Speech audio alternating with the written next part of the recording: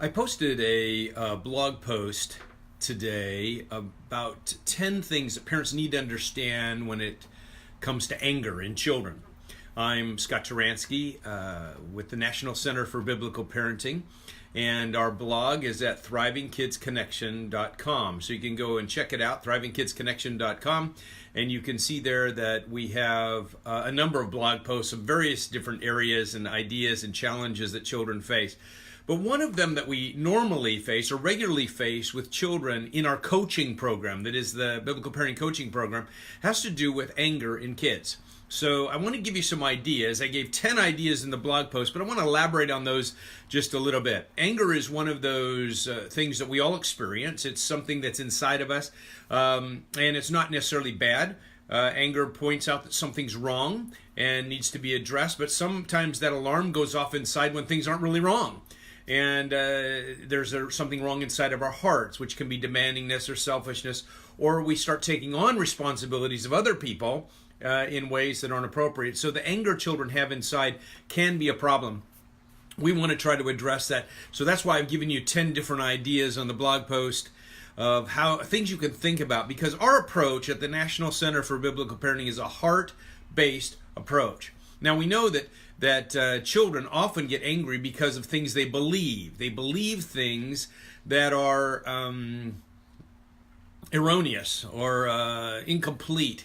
And when children believe the wrong things about life, then they find themselves sometimes in some really challenging places because their emotions then erupt. Like, I have the right to get to the next level of my video game before following instructions are coming when my mom calls. I mean, that's a belief that children have, but it's wrong. Or I have the belief that if my brother is annoying, I have the right to punch him. So these beliefs that children have feed emotions and also have to be addressed. So keeping that in mind, it's really important. We're on a mission to help children change. Now, sometimes parents will step back and try to walk on eggshells and avoid their children's anger. Oh, he's starting to get angry. Well, let's change the situation or do something different. That's not always that productive. It can be in the moment, but what we want to do is we want to help children develop a plan for dealing with anger, and then we want them to be able to experience those arenas, those challenging moments more often so that they're tested in that area. How can children grow in their ability to manage emotions? Well, we're going to help them with a plan, and then we're going to put them in some of those challenging situations which are usually just living in your home with brothers and sisters, or with parents who tell them what to do, or correcting kids for doing whatever, or setting limits so that kids don't get everything they want. That puts them in the arena where they need to work their plan.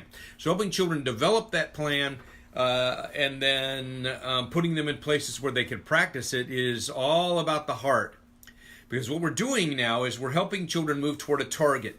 I find that many parents use correction, that is, stop being angry, stop yelling at me, and they try to get rid of anger episodes through correction. What we're suggesting, and I'm suggesting in this blog article, is that we're moving toward something. We're going toward a target, and that target is more self-control or more peace. Those are two primary heart qualities that children need inside of their heart. Self-control to manage that energy that's produced by anger so that it doesn't erupt, and peace so that we don't get angry as often. Those two qualities together become the target then. Now we're moving toward a goal.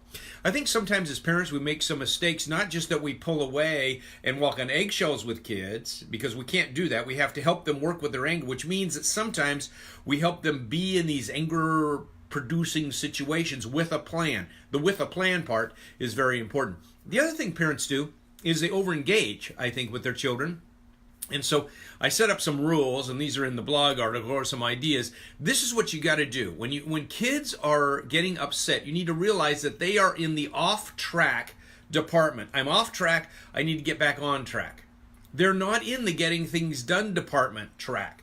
So if you think that you're trying to work with kids to get things done, and they're off track over here being mistreating you or even abusive in their language or in the way that they're treating you or just being mean, then you're making a parenting mistake. We've got to shift from this place where we continue to talk about the issue. We say, I can't talk to you about this right now because you're off track.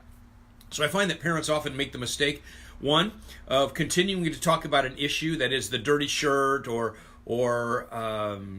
sometimes children bait parents with these ideas like, well, Dad wouldn't do it that way, or that's so unfair, and so you are then pumped up and want to explain yourself. That means you're trying to work in this getting things done cycle, or this let's talk about it in a reasonable way cycle, while your child is upset and blowing off steam and mistreating you. And when that happens, you can't continue to talk about the issue. Because when you do, you're validating that child's process or the way they're treating you. So it's just one of those rules that we want to consider as we're helping children to deal with their angers. We don't want to get involved in the issue when our child is stuck on the process. We also have to help them with a plan. You need to take a break. I can't talk to you when you're doing this to me. You need to take a break. And we define that, we practice it, we work with that. Whether a child's 3 or 4 years old, or a child's 13 or 14 years old, we have to help them learn how to pull back instead of push forward. It's part of the plan.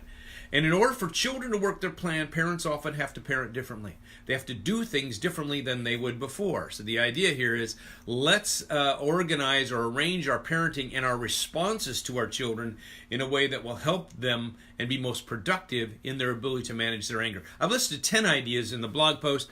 I encourage you to check them out. Those ideas will give you a framework to use a heart-based approach, not just behavior modification, to bring about significant change. We have to work in the heart of a child. If we're going to deal with anger, it has to be in the heart. If you're just working with behavior, you're likely not going to get where you want to be, because children need to wrestle with some deeper things inside of their hearts. That's what we're trying to teach at the National Center for Biblical Parenting. In the Biblical Parenting Coaching Program, I work with children of all kinds of ages. I work with their parents to help them, and so do my coaches. We're starting a new coach training program in June 30th. We start June 30th, 2019, and then we do it 3 times a year. If you're interested in becoming a coach and then helping parents develop these strategies, you'll want to check in at the biblicalparenting.coach website. Biblicalparenting.coach will show you how you can become a coach to help parents who are struggling with their children. Often children have major changes that need to be addressed, but also parents can make some adjustments in the way they work with those children to see some valuable things take place. So I just encourage you to check out the coaching program. Be one of those people like those on my team here who are helping bring a major difference in the lives of children. Check out the blog post on 10 ways that you can think, 10 things you need to understand about children's anger. And that's on thrivingkidsconnection.com. Check out the coaching program, which is at biblicalparenting.coach. And check back here regularly to see the other videos and blog posts that we're making to help parents make a difference in the lives of their children using a heart-based approach. Thank you very much. I'm Scott Turansky with the National Center for Biblical Parenting.